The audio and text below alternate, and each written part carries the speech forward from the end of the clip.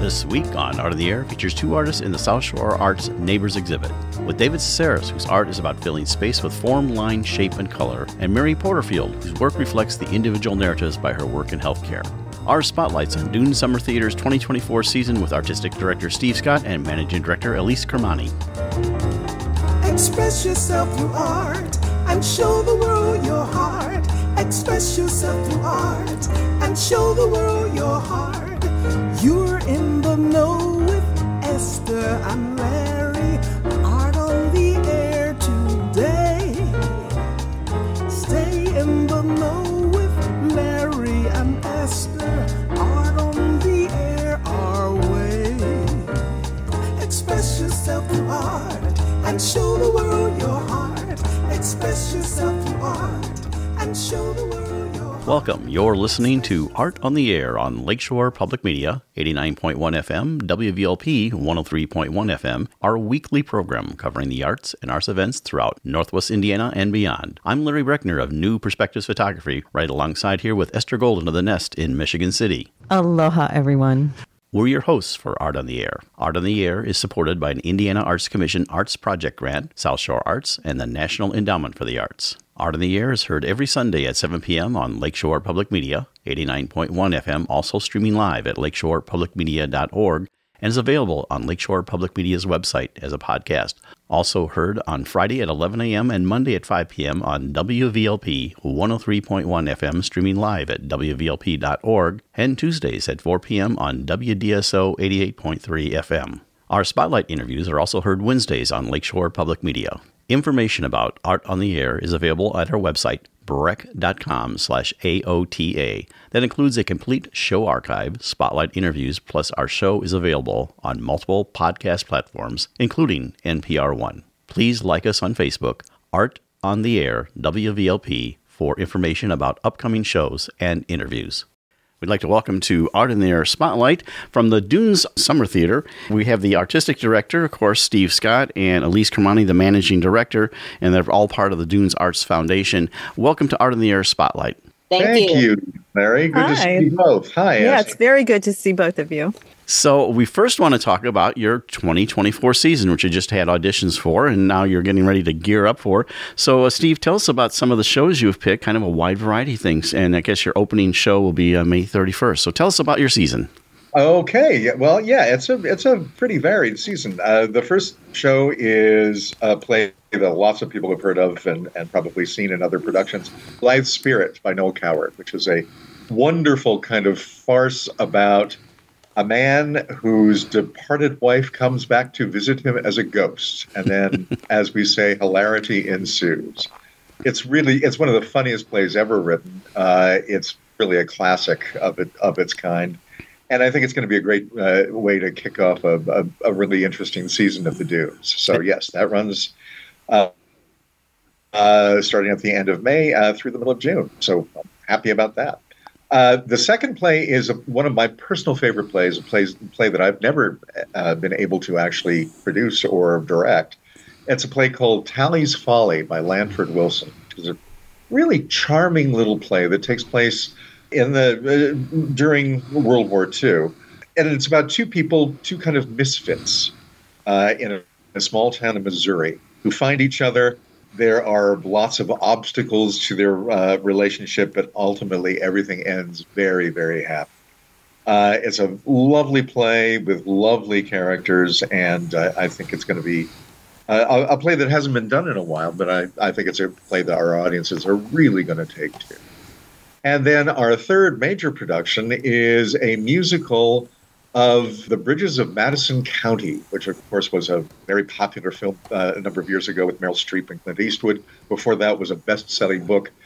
And it's the romantic story, again, taking place in a small town, this time in Iowa, of a housewife who has found boredom in her life and all of a sudden is encountered by a photojournalist who is in town to document the bridge, the famous covered bridge that is in their town.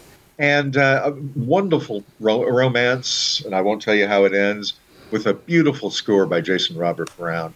It's a play that hasn't been done much around here, so I'm anxious to introduce audiences at the Dunes to it. I think, again, I think it's going to be something they take to a great deal.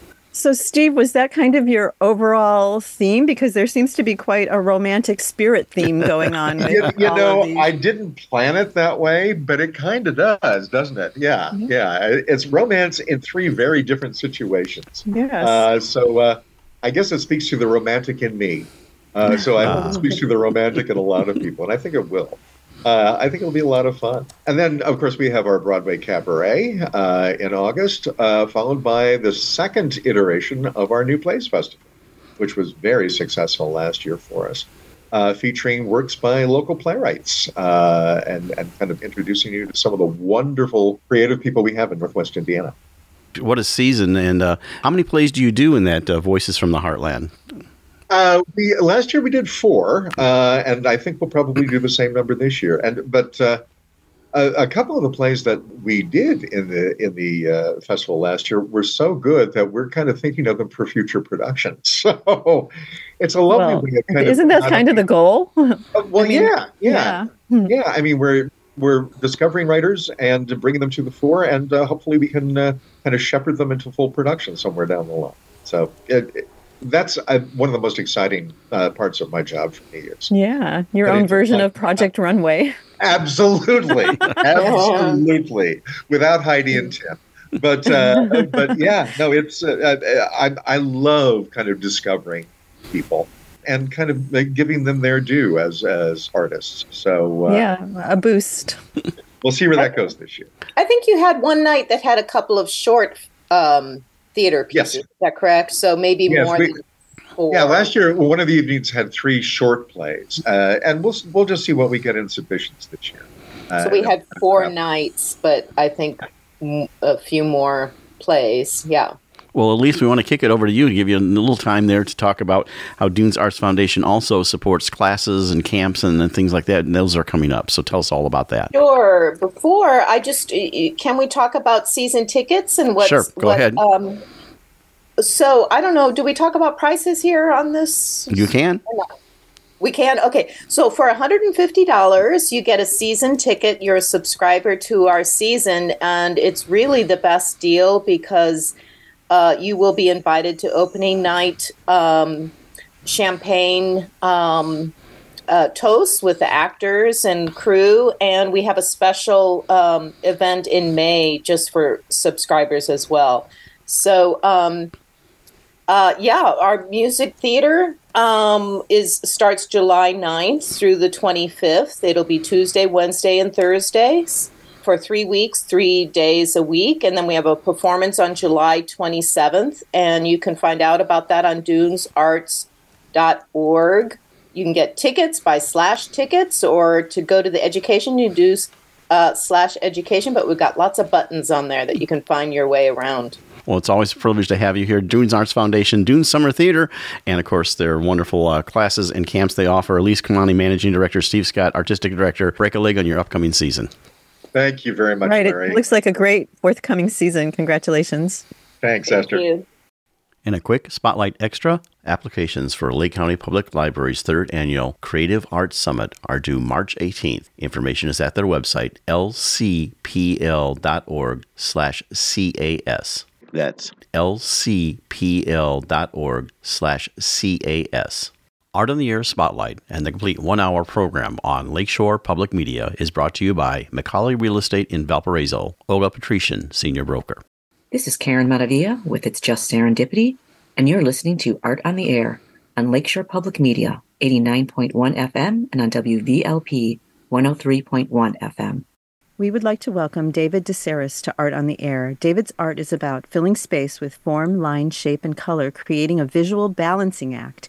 He began his career as a sculptor, but now painting is the mode in which he expresses his vision. He is part of the Neighbors exhibit at South Shore Arts in Munster, Indiana. Thank you for joining us on Art on the Air. Aloha and welcome, David. It's very nice to meet you. Nice to meet you. Well, David, and we met before at a Lebesnick happening, a couple months ago, and it was nice to meet you face to face. But I'm so glad to have you on the show. And, of course, like we do with all of our guests, we want to know a little bit more about you. I calls it your origin story, how you got from where you were to where you are now. So tell us all about yourself. Okay, so I was born and raised around the Washington D.C. area. So I spent my younger days. D.C. was kind of my stomping ground, and I spent a lot of time in the museums there, which was really fortunate because I think they're some of the best in the country for sure. I saw a lot of retrospectives of David Smith and Rodin and Francis Bacon, and so the art was just really good stuff to learn from. So the artists that you just mentioned, are those the ones that you feel really captured you, or were there others during your young age?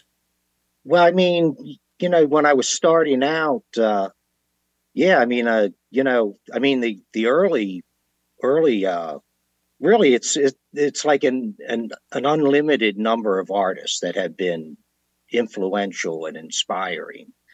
I started out as a sculptor, so I was always, at a younger age, I was always going for the sculpture, Right. That's what I was wondering. Yeah. I think, when you're young and you're developing your vision and you don't really, you don't have it yet, but then you start seeing things, and some of that comes through instruction, but most of it comes from just looking at art. And, as a sculptor at that time, I was in New York and I saw a retrospective of Henry Moore. And I was just going to mention him because that's what your paintings remind me of. They have that right? They have that sense of Henry Moore. Wow. And when you mentioned Francis Bacon, I went, it's coming together. Yeah. Well, I mean, it's, I don't think they look like Henry Moore, but I think it's the power, in those. Of the shape. Exactly. And I remember that with that particular show, it was like the first time that I started to see forms in space. Yeah. I mean, it was like clicking, it was like, and then it was just nonstop from there. And, So I grew up, so my young days in DC, and then I went to, and I wasn't planning to be, an artist when I went to college. I went to college in North Carolina, and I just happened to take a painting class. And I remember I was painting this picture of, this weird guy with his teeth, and this was in like a private Catholic college, and the painting instructor was a little nun, Sister Theophane, and she came in with this other girl, and they started laughing, and I'm like, well, what's so funny, And they're like, well, nobody paints teeth, and I'm like, oh, really? I didn't know that. So, but now I do. I paint a lot of teeth these days. So anyway, I was, starting out like painting like just about everyone does, and there was a really good printmaking program and photography, and I took all of that stuff, but somewhere along the way people said to me, you're a sculptor. And so all of a sudden I was a sculptor, and So what work were you doing at that point to have them say that? So what was your sculpture like? Well, I think I took one sculpture class and made one piece of sculpture, and which was not very good, but I think you get into schools and, people see you and they kind of project, their expectation or who they think you are. And sometimes it has nothing to do with what you're doing. It might just be the way you looked, long hair and a beard, and I kind of looked like a sculptor, maybe. I don't know, but I spent a long time, 40 years making sculpture. I apprenticed with a local figurative sculptor in North Carolina for a couple years, and he taught me techniques, and and I found out that I had kind of a natural facility for the human form, and so he had me I was doing like life-size pieces, and really got me going in sculpture, so I did that, and then you know, I did focused on, you know, the human form and figures for a long time. And then when I got out of school, I started carving wood and started going a little more toward non-objective, you know, large-scale steel and wood constructed pieces. In fact, I have a piece that I did in 1989. It's at Purdue Calumet in Hammond. You know that piece? Okay. Yeah. So a little interesting story about that piece is, you know, that was in 89. That was a long time ago. And my daughter went to Purdue and she was graduating and she's like, "Oh, Dad, we have to get a picture of, you know, us together in front of your piece, you know, in front of your sculpture." And I'm like, "Yeah, sure." You know, so we did the graduation and we went outside and we had to wait in line to get the picture. And it occurred to me that like all these years, you know, they're having graduations and, you know, kids are getting their picture in front of that sculpture with their family. That's so elegant. Yeah, yeah. I mean, she had the idea, well, maybe we should like do a book and get all the people to send their pictures in. And we haven't done it, but I think it would be a great idea. I think it's a sweet that's idea. a great idea, yes. And you're talking 20 years plus. It's, you know, it's a long time. Could be your own yearbook. Right. Well, since we're a radio, why don't you describe that sculpture briefly to our audience if you can? So it's it's kind of it's like a 20-foot span. It's an arching aluminum and wood piece. It kind of, when I was in grad school, I was really into like buck knives and so I kind of did that as a project working with the jewelry professor who was pretty cool. And that was what I was going to do. I was going to make these large scale things that kind of emulated buck knives or knives. And, you know, people used to tell me that my pieces were a little dangerous. So, but yeah, so that piece kind of came from that. And it was commissioned by, you know, by the school at the time. And Rose Trachtenberg, I think, made that. She was around in the area. She made that deal for me. She had a gallery in Maryville. Mm-hmm. So should I keep going? Oh, yeah. Well, yeah. Well, the other question I have is, and this is true of many artists, is that you have a day job and an artist job at some point, and how those intersect. You know, does that help you with your sculpture, what you do as your day job? And I don't know if you do your day job anymore, but tell us a little bit about the intersection of your art and day job.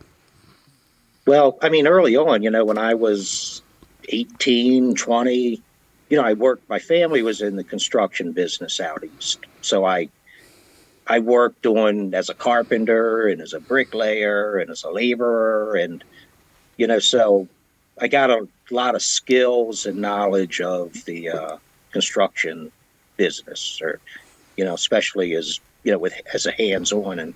And yeah, I would say it was an asset to the sculpture for sure.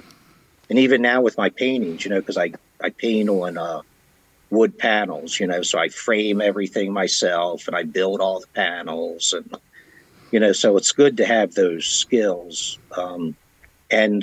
Yeah, I mean, when I was carving that wood, I told you I started carving wood. It was in the early or the late 70s maybe. But yeah, I would work all day and then I would come back and I was in my parents' garage and I would have a big old chainsaw and I would carve wood, you know, and assemble. They're kind of large, you know, well, they were like 6, 7, 8 feet, you know, tall. And I was like assembling these things that, you know, like a tripod, you know, these, you know, I'd go out into the woods in my van with the shag rug and, you know, load up. What color was it? No. It was like gold. Uh-huh. Yeah. I can see it. Yeah. Yeah. But I ruined it because I was loading all kinds of fallen logs and stuff and taking them home. But yeah, so I did that. And then I was after undergrad school, and I was doing the wood carving, and I was off for like a couple years. Then I went back to grad school, and I went into grad school, and I was learning to weld and making these kind of large scale wood and steel non-objective pieces for almost 2 years. And then when my thesis show came around, the whole time I'm doing these non-objective work, I was drawing, I was like doing portraits, and I was making these little 10-inch tall wax figures, human forms. It was just kind of like I just never really stopped drawing and making. So were those in preparation for casting them, or were they just for the experience of? I was just doing them because it's just kind of like what I did. I would do this, and then I would do that, and then. So I'm gonna ask you a quick question, going back to those first wood sculptures in your parents' garage. So when you would go out and collect your wood and then bring it back, were you then doing drawings, or were you just going right into the sculpture?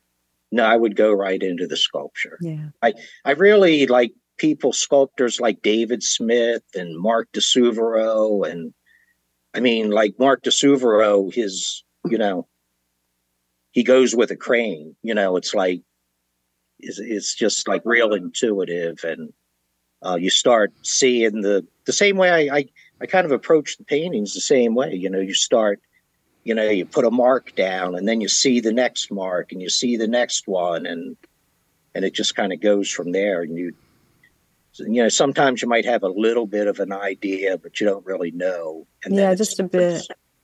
I just did these 3 paintings, last month. I was working on them, and I was having a hard time. Usually I don't have a difficult time, coming up with ideas, but I lost my brother recently. And so I was like feeling like, I don't know if I could even do this anymore. And I did put out 2 of them, and then one of them I was fighting with. I was painting over it and going over and over. And you start having a conversation with the panel you're working on. It's like the panel saying to me, well, you made 3 of us, and the other 2 you gave, you did pretty good, and now you're going to skimp on me. You gotta. Mine always goes. What's that? No, I say mine is. I'm always asking, what do you want next? Right. Yeah, I don't know if that's healthy, but maybe I guess it is. It's worked out, but yeah. So grad school, and then in my thesis exhibit for grad school, I had all these, they were like 5 feet tall, kind of linear. A lot of people compared them to Giacometti, kind of. Mm-hmm. They were more, they were similar but different. Very different, but very similar, yeah. Yeah. And I think that's okay. They weren't copies, which is, but, and then I had like the perimeter of the room with all these self-portraits that I did. Just my head, and it was a little, people were like, well, where'd this come from? You were doing this other stuff, and now you're doing this. But, and Larry, you might be interested in, I minored in photography. So, a lot of photographers are Irving Penn, and, I was always looking at photography, just always.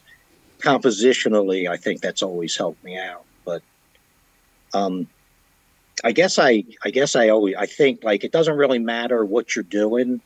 It's like, well, I could have been a sculptor, I could have been a painter, I could have been it's you got to be doing something. It's like if you're an artist, if you don't have the the facilities, of the dark room, or you don't have a big sculpture studio and the capacity to do what you want to do there, then you do something else.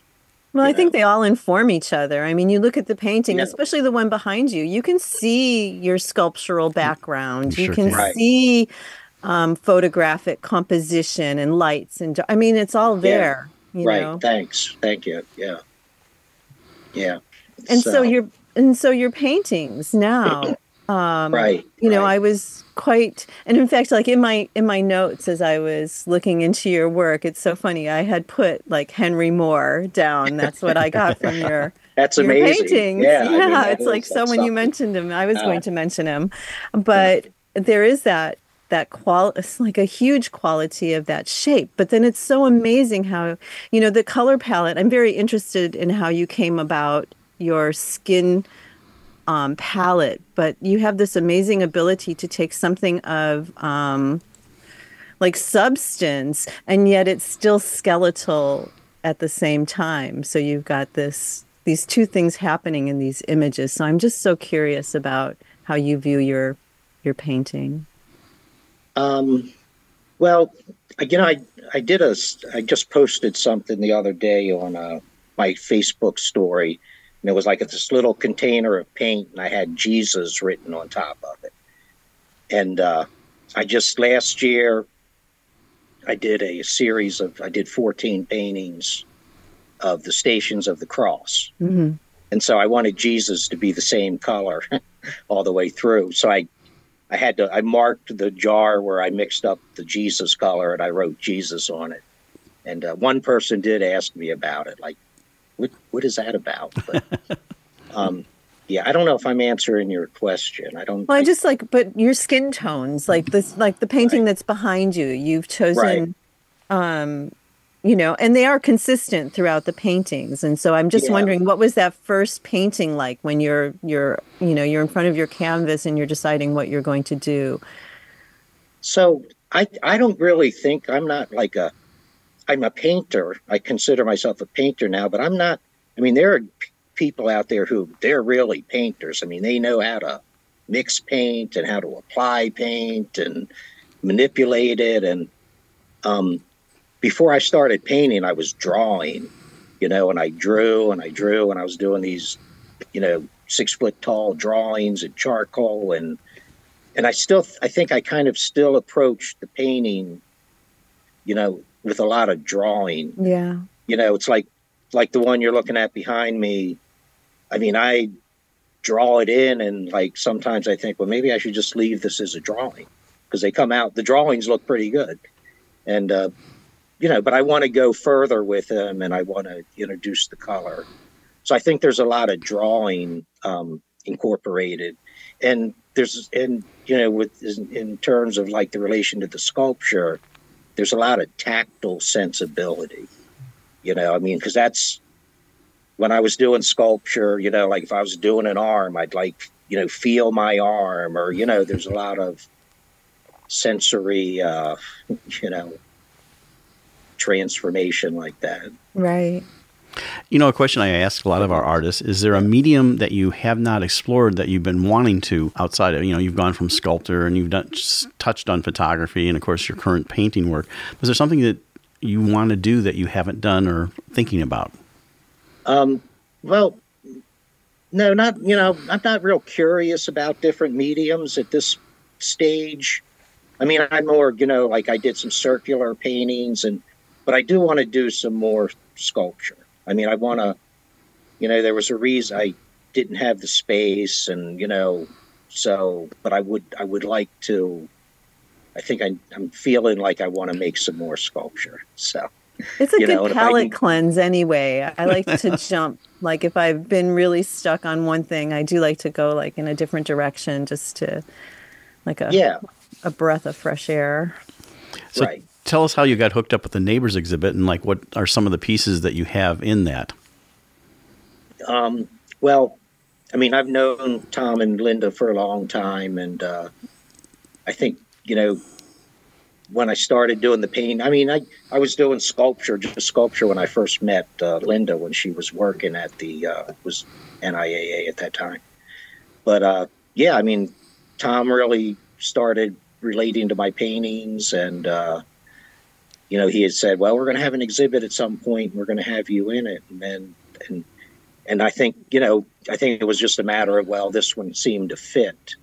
And, and they looked at some paintings and selected some, and then, we kind of edited, and, all the paintings that are in there, and a lot of my paintings all have to do with relationships, and I see them a lot as like, relationships of love, and, it doesn't have to be a romantic love. It could be, brothers or, sister and brother or parents and, but some kind of love. There's usually like a lot of religious symbolism from my upbringing. I was jaded by the church, but it's never cynical. It's always, some kind of a passionate thing, something, Right. But yeah.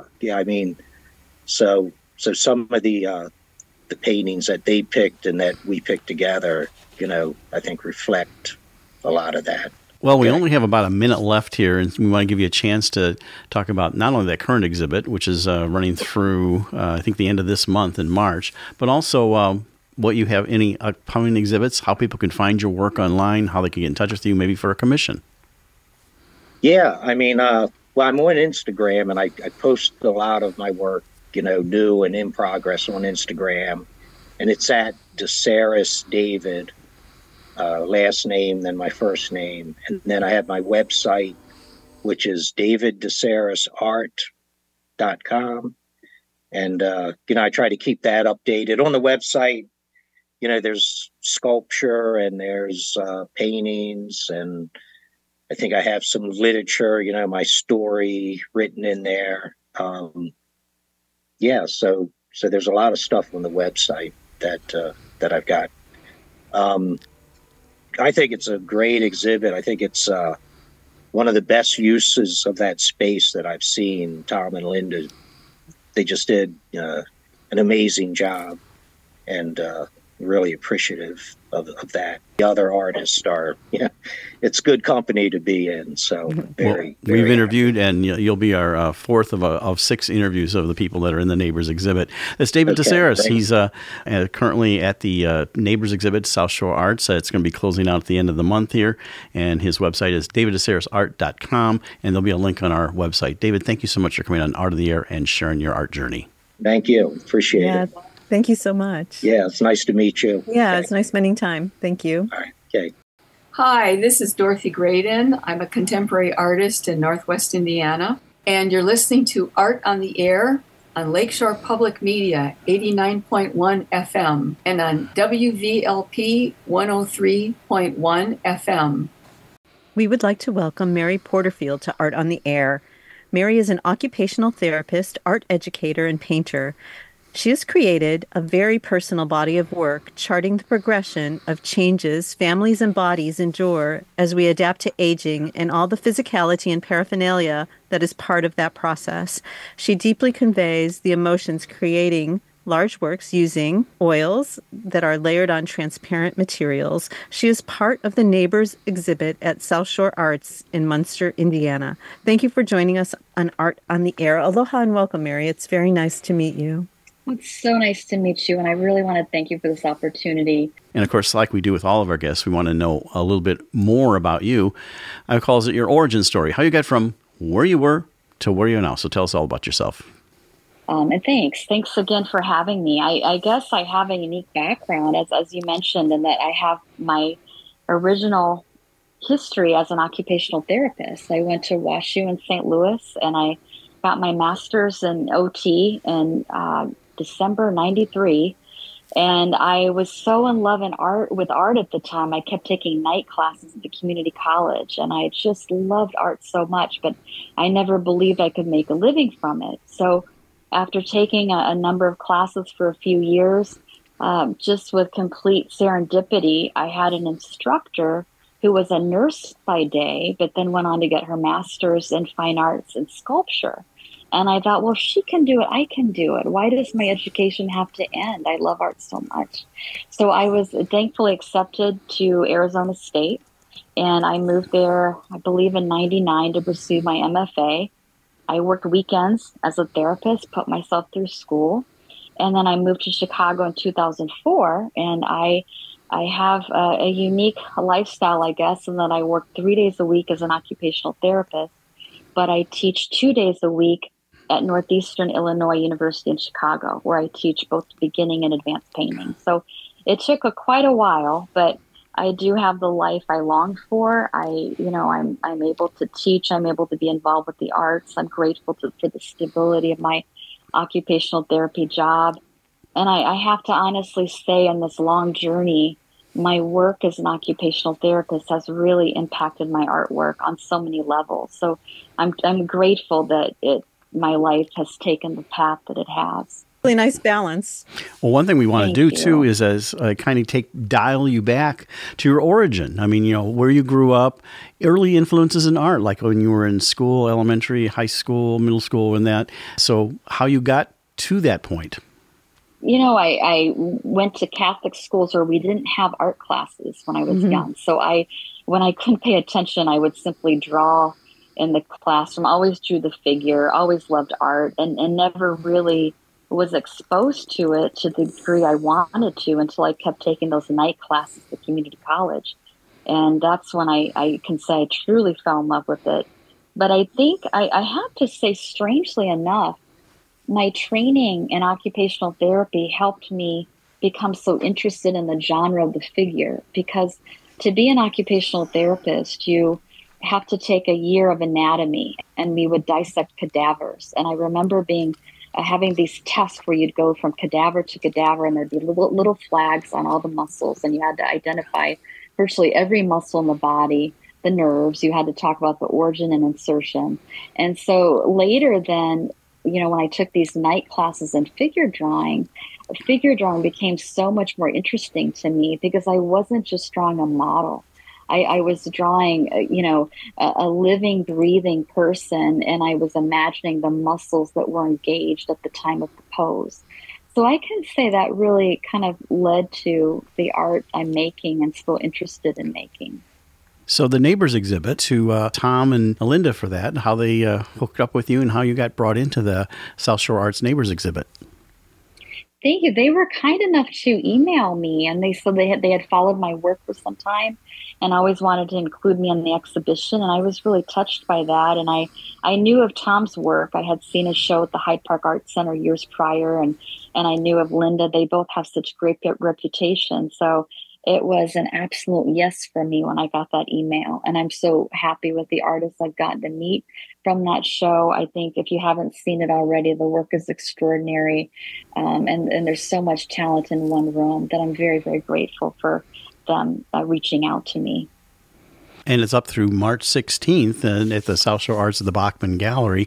And, of course, we have David just before your interview in this show, and we've interviewed several of the artists involved with the exhibit. So we're happy that Tom and Linda got us connected with you. So you told us how your work has sort of evolved because of your occupational therapy thing, but sort of explain to our audience, because obviously it's radio, we can't show them your pieces, what they could look for. Well, I have different periods in the Neighbors show. I have some earlier paintings, some drawings from a couple years ago, and then I have a few recent works. And the paintings that are in the exhibition really deal or evolve around the patients I've had with dementia, because working in healthcare, one of the hardest things to witness is someone that shows signs of dementia, because it's something we can't change. All the therapy in the world cannot reverse Alzheimer's. And when I was a young therapist, I was asked to do long evaluations to determine if patients that showed early signs of memory loss were safe to continue living at home. And to some degree, I still do that. But when I was entering the field, I was always haunted by the fact that my role and my assessment may have played a part in this person being taken from their home to, say, a nursing home. And in all actuality, many people led into that decision. There's doctors and nurses and social workers. But I think that led to just me thinking quite a bit about what it must be like to have dementia, what it must be like to be placed in an alternative environment. And that's really where the paintings arose from, was this fact that thinking about memory loss and what that must be like to experience. So what I did is I created these paintings that had an illusion of normality from a distance. Take, for example, the Neighbors exhibition. There's a painting of a blue geyser. From a distance, it looks, relatively normal in its shape, but then as you come closer, you see that the painting is comprised of hundreds of multi-figured narratives. And I did that because with dementia, these patients appear so normal from a distance.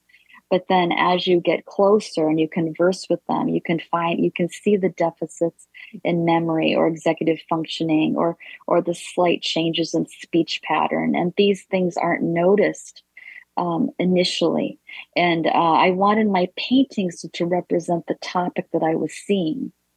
And then as I got further along in my career, I had to ask myself, why was I so drawn to this topic? Why, what is it about dementia? And I realized that it's because dementia represents something I can't change. And I happen to be raised in a very religious upbringing. I was raised Catholic. My mom goes to church every day. And when I was a young girl, the stories of saints were my bedtime stories. So I was raised to believe that a good person makes a difference always and just is unconditional in their love and always strives to constantly give. And I realized later in healthcare that there were times this wasn't possible to live up to these ideals. So in these paintings, I have narratives where you actually may see saints giving to other people, but you see other moments where young figures are turning away from these scenes. And it's my own struggle reconciling the fact that I may not live up to these expectations. And so these paintings were really an exploration of what I was coming to terms with and what I saw at work. So thank you for asking. I hope that addressed your question. Oh, yes. So what brought you to using the transparent materials in your work? Thank you. It initially started realizing that the narratives within my work weren't being seen. And to back up just a little bit, I know you recently interviewed Tim Lowley, who I adore, and I've been a fan of his work forever. And he came to see my show, and he's actually part of the reason I made a shift. I had a show at the Packers Shop area in Chicago, and Tim Lowley was there, and he said, "How does it feel that no one knows what you're saying?" And sometimes you have to hear it out loud. And I thought, you know what? He's right. I've got all these narratives, all these thoughts I'm having, but they're so embedded in the landscape. And you have to get so close to this painting to see what I'm trying to say that my stories that mattered so much weren't being seen. So then I went to drawing, and I would simply, and these drawings are actually also at the neighbor's show, I would tone the paper with pastel, and I started exploring some of these narratives, now focused more on caregiving, where the caregiver was risking her life to care for her loved one. And those were topics I was interested in exploring. And I did these carefully rendered drawings on pastel paper, but yet I somehow felt I could go further. And I remember hearing about that time that really great art the media should support the content. And I did not feel that using pastel really supported this content that mattered so much to me, the topic of dementia, the topic of people disappearing. So I knew that I had to make a change. You're listening to Art on the Air on Lakeshore Public Media, 89.1 FM, on WVLP, 103.1 FM.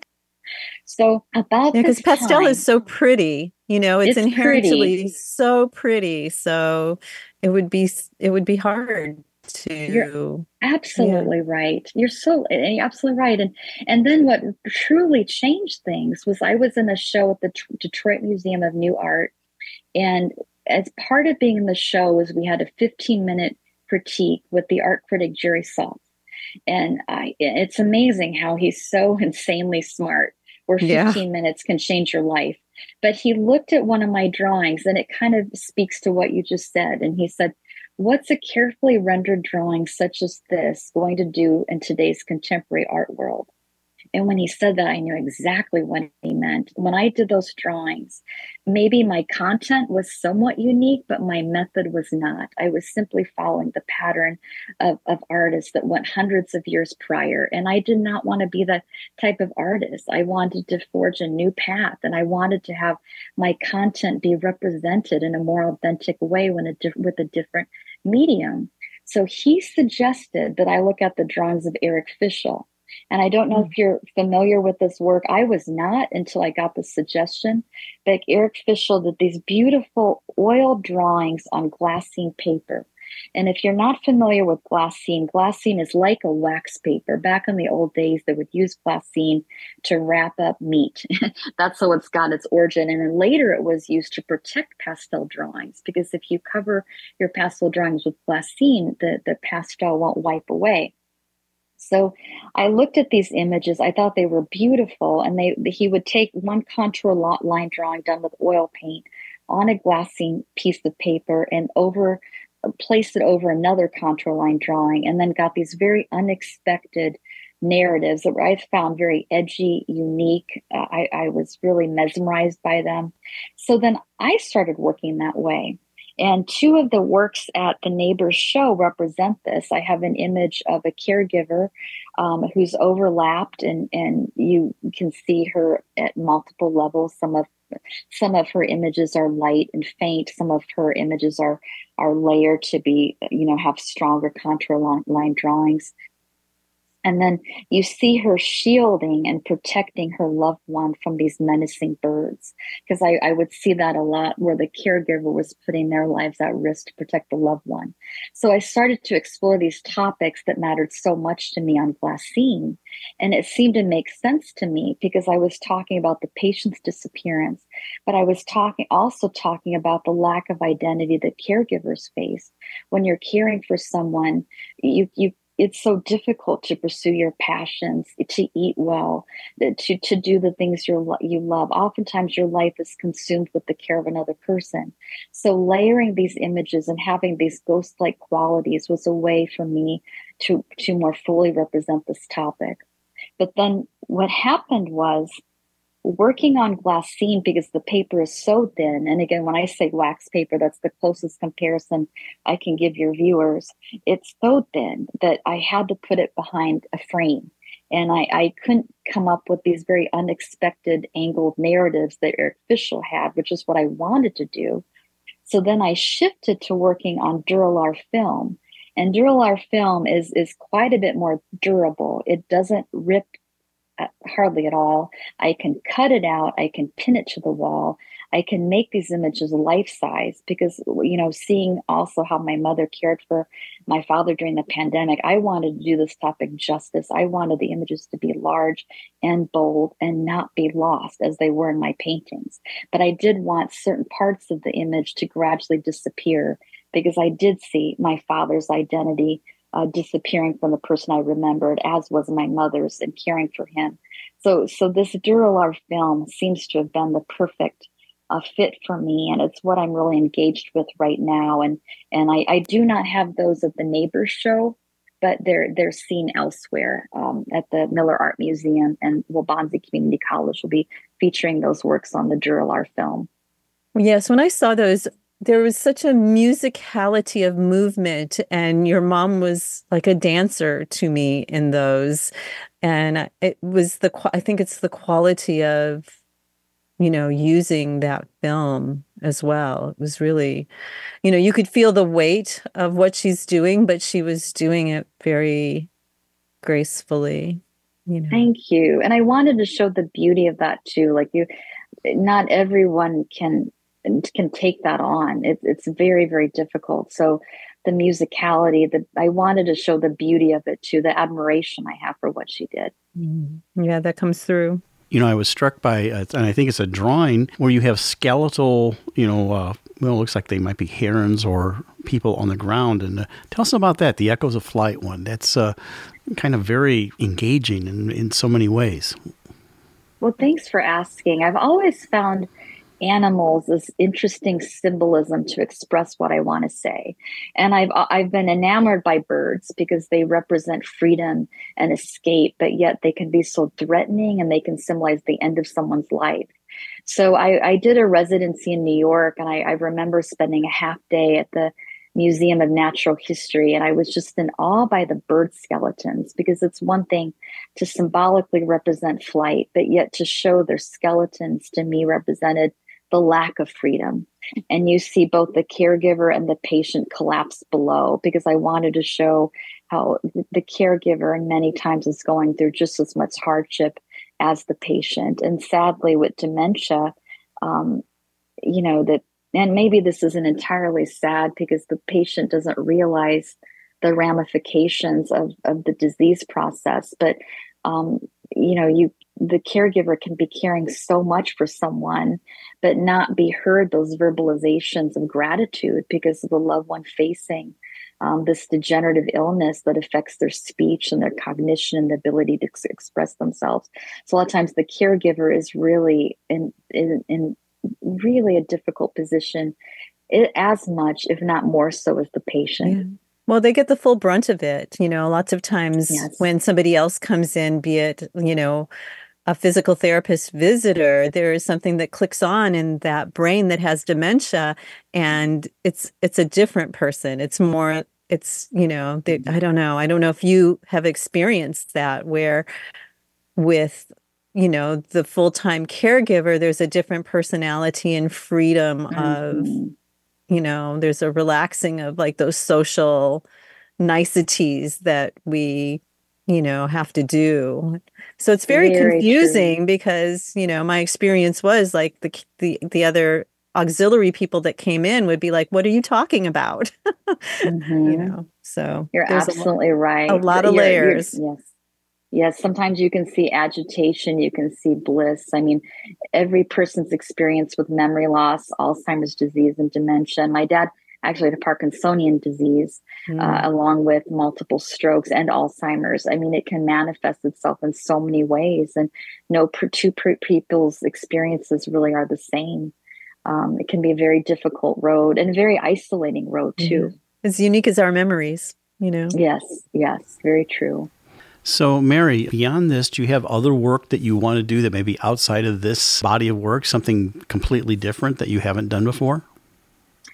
Thanks for asking. I am thinking a lot about when someone passes, how really the world continues and you don't know what's going to be our future in this world. And there's a group of paintings by Thomas Cole that I got to see in LA.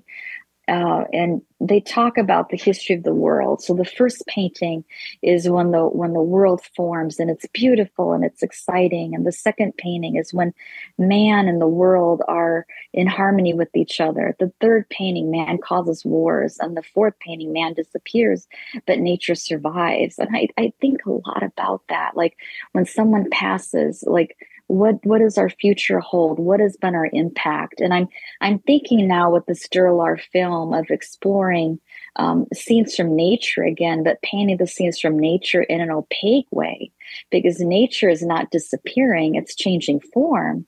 But it's our loved ones that leave us, and it's the nature that's left behind. And I've also been experimenting with sculptures. This show at Wabanzi, I'm really excited about, because I'm diving into some new work I've never done. It's not even been photographed. And I have a giant sculpture that's about 10 feet high. It might even be 8 feet wide. And it's a giant mound of walkers that I purchased used online, and I spray painted them white. And there's this giant mound, and there's crutches coming out at different angles, because I'm also struck by the fact that when a loved one passes, it's the equipment that remains, and yet the soul leaves. And there's such a magnitude of that too. And there's also, there can be a lot of loneliness too when all the equipment is left behind and the person you love is no longer there. Psychologically, it can be very, very difficult for the loved one. So I've been exploring those types of themes. Well, we have a couple minutes left. Do you have any, obviously the Neighbors exhibit goes through March 16th, but is there any other exhibits coming down the road, later in March, April? Yes, thank you for asking. I'm in a 2-person show at the Miller Art Museum in Sturgeon Bay, and I'm showing with my friend Ellen Holtzblatt, who does the most beautiful paintings of her 100-year-old mother. And I have to also say it means a lot to me to have the elderly and be more visible in the art world. And you don't see that very often. And Ellen does that beautifully, and it's an honor to show with her. And even if you can't get up to Sturgeon Bay, I highly recommend just checking out the show online, check out her Instagram page, check out the website for the Miller Art Museum. I'll also be in a show, as I mentioned, at Waubonsie Community College, which opens February 6th, runs until March 29th. And I'll be giving an artist talk on March 19th at 2 p.m. All are welcome. It's at the Arrowhead Gallery. And lastly, the new work from Waubonsie will be traveling to the Flex Space at the Riverside Art Center, and that opens April 7th and runs until May 11th. So I'm excited to share that with your viewers. Please come by and introduce yourself. And I just really want to thank you for this opportunity today. And very quickly, your website?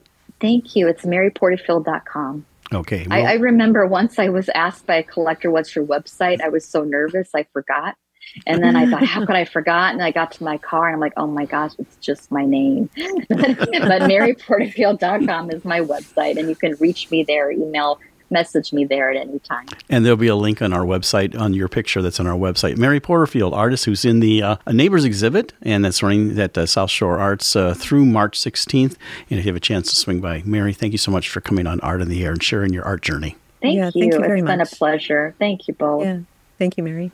We'd like to thank our guest this week on Art on the Air, our weekly program covering the arts and arts events throughout Northwest Indiana and beyond. Art on the Air is heard Sunday at 7 p.m. on Lakeshore Public Media, 89.1 FM, also streaming live at lakeshorepublicmedia.org, and is available on Lakeshore Public Media's website as a podcast. Art on the Air is also heard Friday at 11 a.m. and Monday at 5 p.m. on WVLP 103.1 FM, streaming live at WVLP.org. If you have a smart speaker like Amazon Alexa, Google Assistant, or Apple Siri, just tell to play Art on the Air to hear the latest episode. Our Spotlight interviews are heard every Wednesday on Lakeshore Public Media. Thanks to Tom Maloney, Vice President of Radio Operation for Lakeshore Public Media, and Greg Kovach, WVLP's Station Manager. Our theme music is by Billy Foster with a vocal by Renee Foster. Art on the Air is supported by an Indiana Arts Commission Arts Project Grant, South Shore Arts, and the National Endowment for the Arts. We'd like to thank our current underwriters for Lakeshore Public Media, Macaulay Real Estate in Valparaiso, Olga Patrician, Senior Broker. And for WVLP, Walt Breidinger of Paragon Investments. So we may continue to bring you Art in the Air. We rely on you, our listeners and underwriters, for ongoing financial support.